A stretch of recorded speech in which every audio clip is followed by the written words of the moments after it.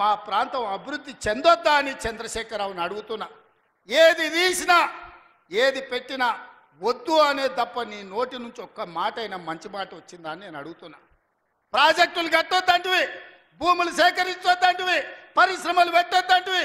లగచర్లలో పరిశ్రమలు అంటే కలెక్టర్లను చంపడానికి చూస్తేవి. మాకు పరిశ్రమలు వద్దా? మా జిల్లాకు ప్రాజెక్టులు వద్దా? మా జిల్లాలో నీళ్లు పారొద్దా? మా పంటలు పండొద్దా? మా రైతులు బాగుపడొద్దా? మేము మంచి బట్టలు కట్టుకోవద్దా? మేము బుక్కెడు బువ్వ తినొద్దా? మేము సమాజంలో గౌరవంగా బతకొద్దా? చంద్రశేఖరరావు, నువ్వు సమాధానం చెప్పని నేను వేదిక మీద నుంచి అడుగుతున్నాను. మాకు ఆత్మగౌరవం లేదా? మేము మీలాక దొరలు కాకపోవచ్చు, కానీ మేము రైతు బిడ్డలమే కదా. మేము గౌరవంగా బతకాలని కోరుకోవడం తప్ప మా ఆడబిడ్డలు వాళ్ళ పిల్లల్ని చదివించుకోవాలనుకోవడం ఏమన్నా నేరమా? ఎందుకు అడ్డుకుంటున్నారు నువ్వు, నీ కొడుకు, నీ అల్లుడు అని నేను అడుగుతున్నాను. 12 నెలలు కానీ ప్రభుత్వం అప్పుడే దిగిపోవాలంటున్నాడు. 10 ఏళ్ళలో నువ్వు చెయ్యని పనులు మేము చేసినాం కదా. ఏం బాగలేదు పాలన. ఆయన కొడితే గట్టి కొడతాడంట. ఆయన కొడితే ఎంత గట్టి కొడతాడంట అంటే ఇక అది చెప్పనలవి కాదంట. నేను అడగదలుచుకున్న మా సోదరుని, అయ్యా ఆయన గట్టి కొట్టడానికి ఫుల్లా ఆఫా? ఏంది గట్టి కొట్టడానికి? ఏం కొడతాడు ఆయన? కొడితే గిడితే ఓ ఫుల్లు ఓ ఆఫ్ గట్టి కొట్టగలడు. అంత మించి గట్టి కొట్టేది ఏందుంది? 10 ఏళ్ళు నువ్వు గట్టి కొట్టేటోని ఆయన ఉంటే, నిజంగానే నువ్వు గట్టి కొట్టాలంటే డ్రగ్స్ పార్టీలు ఫామ్ హౌస్లలో చేస్తున్న నీ కొడుకును వంగబెట్టి గట్టి కొట్టు, వానికి బుద్ధి వస్తుంది. ఢిల్లీలో లిక్కర్ దందాలు చేసి తెలంగాణ గౌరవాన్ని తీసిన నీ బిడ్డను దవడ మీద అంగబెట్టి గట్టి కొట్టు. తెలంగాణ పరువు తీసినందుకు గట్టి కొడితే వస్తుంది. కాళేశ్వరం పేరు మీద 1,00,000 కోట్లు మింగిన నీ అల్లుని దవడ మీద అంగబెట్టి కొట్టు గట్టిగా. అప్పుడు వానికి బుద్ధి వస్తుంది, సిగ్గు వస్తుంది. తెలంగాణను ముంచినందుకు గట్టి కొట్టేది ఉంటే నీ ఇంట్లో కొట్టు, వాళ్ళని దారిలో పెట్టు. కాంగ్రెస్ను గట్టి కొడతా అంటే మా కాంగ్రెస్ పార్టీ కార్యకర్తలు ఊరుకుంటారా? రా, ఎంత గట్టి కొడతావో చూద్దాం. పొంకణాల పోసిగానికంట 3 ఎట్లంట 36 దొడ్లంట. వెనకడికి పొంకణాలు చెప్పేటోడు. 10 ఏళ్ళు నువ్వే ఉన్నావు కదనే. 10 ఏళ్ళలో నిన్ను ఇవ్వడం చేయొద్దన్నాడా? ఇవాళ మేము 12 నెలల ఏమి చేయలేదు అంటున్నాడు. నేను అడుగుతున్న ఇక్కడికొచ్చిన మా ఆడబిడ్డల్ని, అక్క 500 రూపాయలకు సిలిండర్ వస్తలేదా? ఆర్టీసీ బస్సులో ఉచితంగా మీరు బస్సు ఎక్కుతారని టికెట్ అడుగుతురా? ఆయల్లా అమ్మగారింటికి పోవాలంటే ఇంటి ఆయన కిరాయి పైసలు అడగాలి. అమ్మవారి గుడికి పోవాలంటే పక్కింటోళ్ళు తోడు రావాలి. ఇవాళ 500 రూపాయల సిలిండర్, ఆడబిడ్డల కార్తీలో ఉచిత ప్రయాణం, 200 యూనిట్లు ఈరోజు ఉచితంగా కరెంటు, 25,50,50,000 రైతులకు 21,000 కోట్ల రూపాయల రైతు రుణమాఫీ చేసినాం. రైతు భరోసా కేసీఆర్ ఎగనామ పెడితే వచ్చిన ఎంబడే 7,625 కోట్ల రూపాయలు ఇవాళ రైతు భరోసా మొదటి విడత ఇచ్చినాం. రెండో విడత ఈరోజు రైతు భరోసాల 10,000 కోట్ల రూపాయలు, ఎకరాకు 12,000 సంవత్సరానికి ఇవాళ మనం మొదలు పెట్టినాం. మార్చి 31 లోపల ఈరోజు రైతు భరోసా నిధుల్ని రైతుల ఖాతాలో వేయదలుచుకున్నాం. నిరుద్యోగ యువకులకు 55,000 ఉద్యోగాలు ఇచ్చినాం.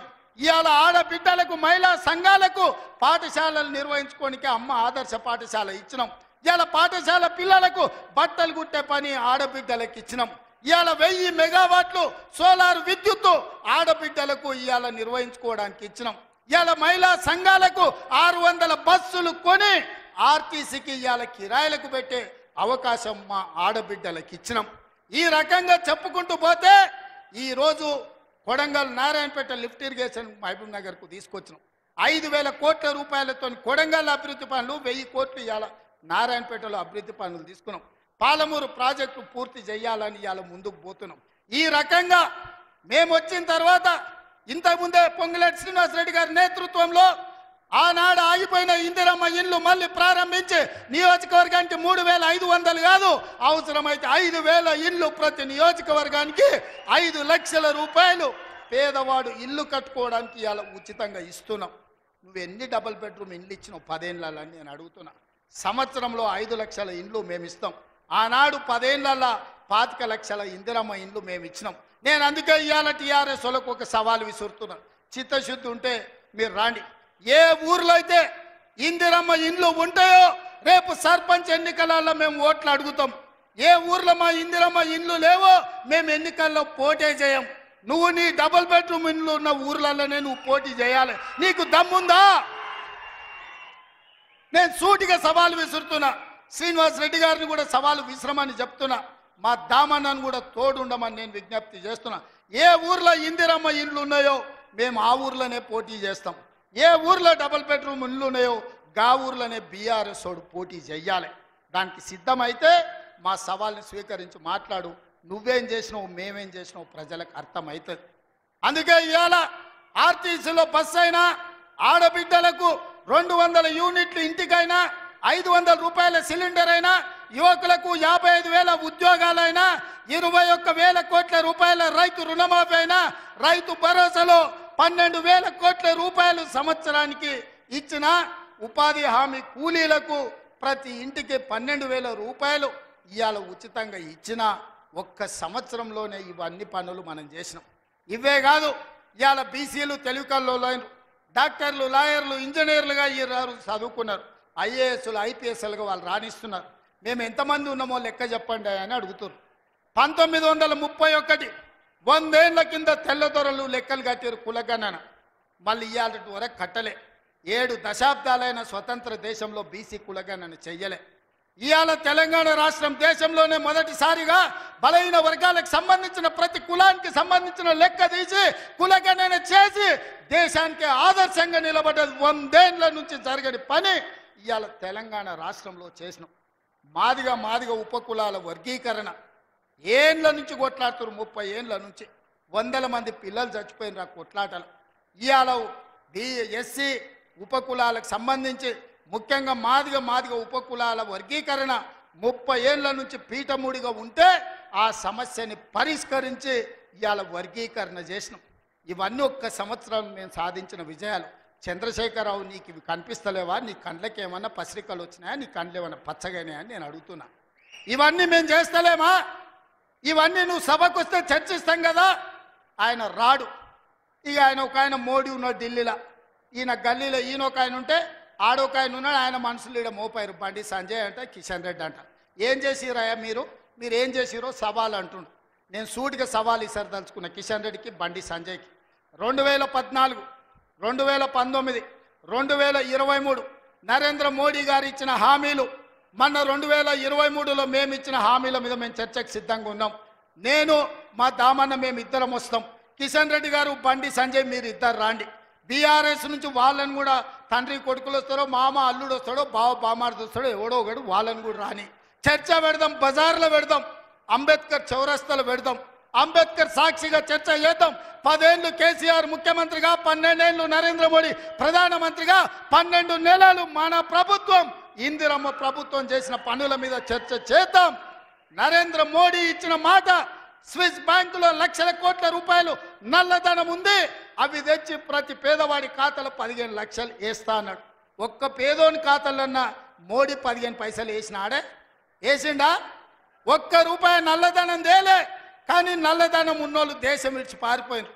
నీరవ్ మోడీ, ఆయన చోక్సీ, విజయ్ మాల్యా ఇట్లా 100 మంది బ్యాంకులను ముంచి 16 లక్షల కోట్ల రూపాయలు బ్యాంకులకు ఎగదొప్పి పెట్టుబడిదారులు, మోడీ దోస్తులు దేశం విడిచి విదేశాలకు వారిపోయినారు తప్ప విదేశాలలో ఉన్న నల్లధనం ఒక్క పైసా కూడా మోడీ తెచ్చింది లేదు, పేదోడి ఖాతాలు వేసింది లేదు. రైతుల ఆదాయం 2 చేస్తా అన్నాడు. కానీ రైతు వ్యతిరేక నల్ల చట్టాలు తెస్తే 16 నెలలు ఢిల్లీ సరిహద్దుల్లో సైనికులాగా వేలాది మంది రైతులు దీక్ష చేసి నరేంద్ర మోడీ మెడలు వంచి జాతికి క్షమాపణ చెప్పి రైతు వ్యతిరేక నల్ల చట్టాలను మోడీ చేత ఉపసంహరింపజేసిండ్రు రైతులు. అదేవిధంగా 2022 లోపల ప్రతి పేదవాడికి ఇల్లు అందిస్తా అన్నాడు మోడీ. ఏ పేదోడికి ఇల్లు ఇచ్చినవో ఈరోజు అప్పక్పల్లికి రా, చూపిద్దురా మోడీ ఇచ్చిన ఇల్లు ఎక్కడుందో. నేను అడుగుతున్నా, నారాయణపేటకు రా, మోడీ ఇచ్చిన ఇల్లు ఎక్కడున్నాయో నువ్వు చూపిద్దురా. సంవత్సరానికి 2 కోట్ల ఉద్యోగాలు ఇస్తున్నాడు. 12 ఏళ్ళు అయింది. 24 కోట్ల ఉద్యోగాలు రావాలి. ఆ లెక్కన ఒక తెలంగాణకే 1 కోటి ఉద్యోగాలు రావాలి. ఎవరికి వచ్చినాయో ఉద్యోగాలు? ఓ కిషన్ రెడ్డికి, ఓ బండి సంజయ్కి 2 ఉద్యోగాలు వచ్చినాయి. తెలంగాణలో ఎవరైనా మోడీ ఉద్యోగం ఇచ్చిండా? ఎవరికి ఉద్యోగాలు ఇచ్చిండో మోడీ వచ్చి చూపియాలి లెక్క. నేను ఇచ్చిన 55,000 మందికి మొదటి సంవత్సరంలో ఉద్యోగాలు తలకాయ లెక్క పెడితే ఎల్బీ స్టేడియం రా, ఒక్కొక్కరిని లెక్క పెట్టి పేరు రాసుకొని ఏ ప్రభుత్వ ఉద్యోగం ఇచ్చినో లెక్కలు చెప్తా. మోడీ గారు, నీ బంట్లను పంపిస్తావో, నీ బంట్రోతులను పంపిస్తావో నువ్వు పంపించు, లెక్క పెట్టి చూపించే బాధ్యత నాది. మోడీ ఒక రకంగా మోసం చేస్తే ఇక్కడున్న కేసీఆర్ గారు ఇంకొక రకంగా ప్రజల్ని వంచిండు, మోసం చేసిండు, దోపిడీ చేసిండు. ఇవాళ అందుకే సూటిగా నేను సవాలు విసిరదలుచుకున్న బీజేపీ బీఆర్ఎస్ వాళ్ళకు. బీఆర్ఎస్ 23లో అధికారం పోయింది, 24 పార్లమెంట్లో డిపాజిట్లు పోయినాయి. ఇప్పుడు జరిగే ఎమ్మెల్సీ ఎన్నికల్లో పోటీకి అభ్యర్థులు దొరకలేదు. అదో దిక్కుమాలిన పార్టీ. ఆ దిక్కుమాలిన పార్టీ తండ్రో దిక్కు, కొడుకో దిక్కు, అల్లుడో దిక్కు, బిడ్డో దిక్కు కాకుల్లాక వాడి పొడుసాలను చూస్తున్నారు. ఈ కాకులకు సరైన జవాబు చెప్పాల్సింది కాంగ్రెస్ పార్టీ కార్యకర్తలే అని చెప్పి నేను ఈ సందర్భంగా తెలియజేయదలుచుకున్నా. మీరు అడగండి, 10 ఏళ్ళు వాళ్ళు పరిపాలన చేశారు, 10 నెలల్లో మనం అన్నీ చేయలేదని అంటున్నాం. 5 ఏళ్ల కోసం కదా ఈ ప్రభుత్వం ఎన్నికైంది. 5 ఏళ్లలో అన్ని పనులు పూర్తి చేసే బాధ్యత మనది. ఇవాళ అందుకే పేదలకు అనుకూలంగా పేదల పాలన ఉన్నది. పేదలు బాగుపడితే, పాలమూరు పచ్చబడితే వాళ్ళ కళ్ళు మండుతున్నాయి, వాళ్ళ కడుపు మండుతుంది. పాలమూరు ఎండాలే, మన జీవితాలు పాడు కావాలి అనేది వాళ్ళ ఆలోచన. అందుకే మనమందరం అప్రమత్తంగా ఉండాలి. ఈ జిల్లాకు ఒక అవకాశం వచ్చింది. మన ప్రాజెక్టులు మనమే పూర్తి చేసుకుందాం, మన నిధులు మనమే కేటాయించుకుందాం, మన పనులు పూర్తి చేసుకునే బాధ్యత మనది. ఇవాళ నారాయణపేటకు ఇవాళ ముఖ్యమంత్రి వచ్చిందంటే 1000 కోట్లతో పనులు ప్రారంభించుకున్నామంటే ఓ మెడికల్ కాలేజీ, ఓ నర్సింగ్ కాలేజీ, ఓ పారామెడికల్ కాలేజీ, ఓ ఇంటిగ్రేటెడ్ రెసిడెన్షియల్ స్కూల్, ఓ మహిళలకు పెట్రోల్ బంక్, ఇందిరమ్మ ఇల్లు ఇక్కడ నుంచి రాష్ట్రానికి ప్రారంభించుకున్నామంటే ఇవాళ మనోడు మన బిడ్డ ఇవాళ ముఖ్యమంత్రి ఉన్నాడు కాబట్టి. పెద్దలు చెప్పిండ్రు మట్టికి పోయినా ఇంటోడే పోవాలి అని. ఇవాళ తెలంగాణ రాష్ట్రానికి మీ బిడ్డ ముఖ్యమంత్రి ఉంటే వాళ్ళ కడుపు మండుతుంది, కళ్ళల్లో నిప్పులు పోసుకుంటారు. ఇవాళ మన మధ్యలో పంచాయతీలు పెట్టాలని చూస్తారు, మన ప్రాజెక్టులు ఆపాలని చూస్తారు. అందుకే ఈ ప్రాంతంలో వచ్చే పరిశ్రమలైన సాగునీటి ప్రాజెక్టులకైనా భూసేకరణను అడ్డుకోకండి. మీకు నష్టపరిహారం అధికంగా ఇచ్చే బాధ్యత మాది. మీరు కొత్త ప్రాజెక్టులు, కొత్త భూములు కొనుక్కోండి, కొత్త ప్రాజెక్టులు కట్టుకోండి. 10 లక్షలు కానీ అవసరమైతే భూములు పోయేటోళ్ళకి 20 లక్షల రూపాయలు ఇప్పించే బాధ్యత నాది. మీ బిడ్డ ఉన్నాడు ఇక్కడ, మీ సోదరుడు ఉన్నాడు. మీరెవ్వరు బాధపడకండి, కన్నీళ్ళు పెట్టుకోకండి. ప్రభుత్వ ఖజానా నుంచి మన జిల్లాకు నేను ఈరోజు నిధులు ఇస్తా. మా అనిరుద్ధ్ రెడ్డి ఉన్నాడు, ఈరోజు ఉదండాపూర్ ప్రాజెక్టు గురించి చెప్తున్నాడు. ఖచ్చితంగా ప్రాజెక్టు సమస్యను తొందరలోనే పరిష్కరించే బాధ్యత నాది. నష్టపరిహారం ఇచ్చే ఉదండాపూర్ ప్రాజెక్టును పూర్తి చేసి రైతుల్ని ఆదుకునే బాధ్యత నేను తీసుకుంటా. ఇవాళ మీ కష్టాలు తీరవకపోతే, మీ సమస్యల్ని పరిష్కరించకపోతే మీ బిడ్డ తెలంగాణ ముఖ్యమంత్రిగా ఉండి ప్రయోజనం ఏందని నేను మిమ్మల్ని అడుగుతున్నా. సంపూర్ణమైన విశ్వాసం పెట్టుకోండి. లేక మనకు ఒక అవకాశం వచ్చింది. మన ఇంట్లోనికి మన బిడ్డకు అవకాశం వచ్చినప్పుడు శత్రువులు కుట్రలు చేస్తున్నారు, కడుపుల కత్తులు పెట్టుకొని బయలుదేరుతున్నారు, కౌగిలించుకున్నట్టే ఇకిలిస్తున్నారు, కౌగిలించుకొని కడుపుల కత్తులు పెట్టి పొడిచి చంపాలని చూస్తున్నారు. ఇట్లాంటి సన్నాసులకు గుణపాఠం చెప్పాల్సిన బాధ్యత పాలమూరు జిల్లా యువకుల మీదనే ఉన్నది. మిత్రులారా, పనిలో నిమగ్నమై ఉన్న పనులు చేసే బాధ్యత నాది, కాపాడుకునే బాధ్యత మీది. మళ్ళీ రాదు ఇట్లాంటి అవకాశం. ఇవాళ తప్పిపోయిందా మళ్ళీ 50 ఏళ్ళు అవుతుందో, 60 ఏళ్ళు అవుతుందో, 70 ఏళ్ళు అవుతుందో, 100 ఏళ్ళు అవుతుందో చరిత్రను మనం అంచనా వెయ్యలేము. ఇవాళ వచ్చినప్పుడే మన ప్రాజెక్టులను పూర్తి చేసుకుందాం.